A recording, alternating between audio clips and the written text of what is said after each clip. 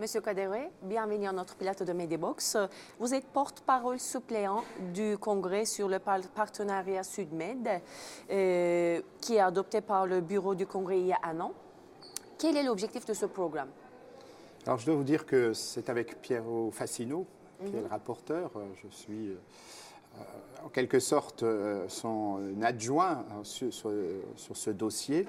Et les objectifs de ce partenariat sont multiples, mais déjà depuis 2010 à peu près, le Congrès s'est engagé dans ce partenariat pour développer son expertise, ses conseils, bassin méditerranéen d'abord, mais ça va jusqu'en Jordanie par exemple, puisque l'Égypte, mais il y a aussi la Jordanie, le Maroc, la Tunisie. Donc c'est quelque chose qui est ancien, mais qui a retrouvé un nouveau rythme à partir de 2017, effectivement, comme vous l'avez précisé. Décembre 2016, février 2017, le Congrès a souhaité mettre en place un cadre beaucoup plus précis et il y a eu une accélération du rythme, du calendrier de ce partenariat Sud-Med. Alors, en direction essentiellement, il y avait une opportunité. D'abord, c'est un constat puisqu'il y a eu de nombreux changements, ce qu'on a appelé les révolutions ou le printemps arabe. Donc il y a eu des modifications dans ces pays-là et le Congrès ne pouvait pas être étranger à cette situation. Donc c'était l'occasion aussi d'accompagner les processus de démocratisation. Il y a eu bien sûr la régionalisation avancée au Maroc, que le Congrès a accompagné, la constitution tunisienne. Et donc il y avait là un corpus suffisant pour que le Congrès puisse mettre en place un cadre et l'accélérer. Et je crois que l'année 2017 a été très importante en la matière. Et selon vous, quels seront les enjeux ou on peut dire les défis de cette nouvelle phase de coopération? Si on s'en tient stricto sensu au programme, on va dire, bon, il y a encore un nouveau programme, un plan, mais c'est beaucoup plus important que ça. Certes, il y a un cadre avec plusieurs aspects. L'aspect renforcement de la capacité des élus à diriger les collectivités, l'aspect de sensibilisation et constituant, en termes de formation, des associations locales et régionales. Bien sûr, l'expertise, puisqu'il faut accompagner ces pays-là, à leur demande d'ailleurs, dans le domaine législatif. Il faut écrire les textes, écrire les décrets, etc. Donc, ça, c'est gérer l'aspect technique, et pourtant, ce n'est pas le plus important. Le plus important, c'est que l'Europe est concernée par ce qui se passe en Méditerranée, et que l'Europe ne peut pas se désintéresser de ce qui est à ses frontières.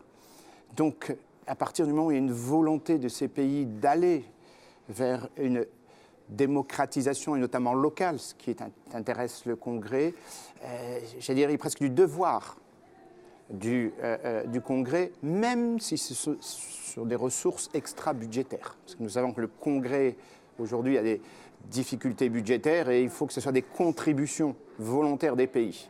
Alors, elles existent, ce qui a permis, et je vous l'ai dit en préambule, d'accompagner ce processus important, encore une fois, à la demande aussi bien du Maroc que de la Tunisie, la régionalisation avancée au Maroc et la rédaction du Code général des collectivités et bientôt, le 6 mai, les premières élections municipales qui vont couvrir tout le territoire tunisien.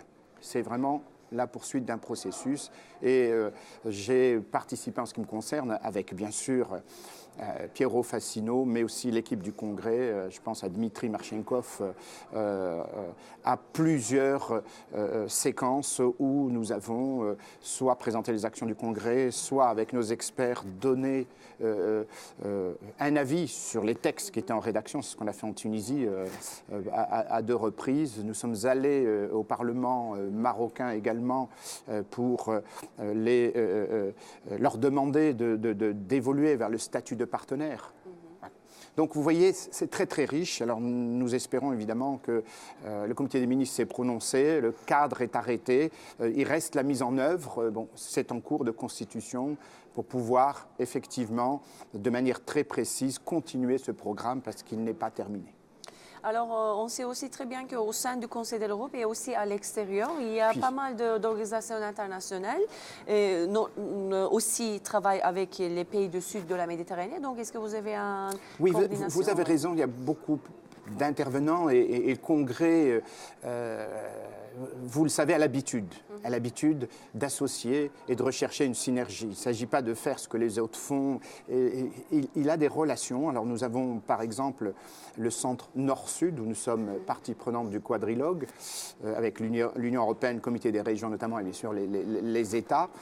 Ce Nord-Sud vient de désigner, d'ailleurs vient de renouveler ses instances et c'est le représentant de l'Espagne qui préside avec comme vice-président le représentant du Maroc puisque c'est Nord-Sud et un bureau élargi qui va d'ailleurs se réunir puisque la Tunisie a offert l'accueil des prochains sommets, des prochaines réunions qui va se réunir en Tunisie prochainement. Donc le Nord-Sud, partie prenante, Harlem qui est également une association, j'allais dire méditerranéenne et là on retrouve l'Égypte, on retrouve la dernière réunion où notre présidente s'est rendue, c'était en Égypte.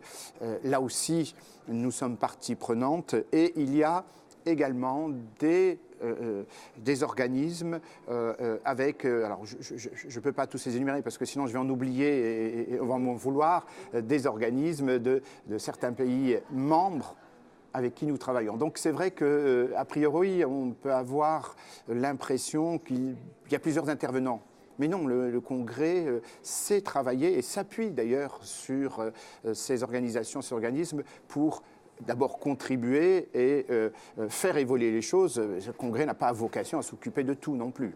Donc voilà, c'est un équilibre et je me réjouis que le Congrès, le bureau du Congrès, soit vraiment volontaire avec le souci de Piero Fassino, le rapporteur, de faire avancer des dossiers parce que on est attendu, le Congrès est attendu, il a une crédibilité, il a une expertise et évidemment le programme qui était proposé répondait vraiment à leurs demandes. C'est quelque chose qui a été très apprécié, je le dis, puisque j'y étais notamment en Tunisie, au Maroc. Il ne s'agissait pas de leur dire, voilà, le standard, c'est comme ça qu'il faut faire. Pas du tout. C'est quelles sont vos demandes, puisque les délégations ont été reçues ici au Congrès lors d'une session.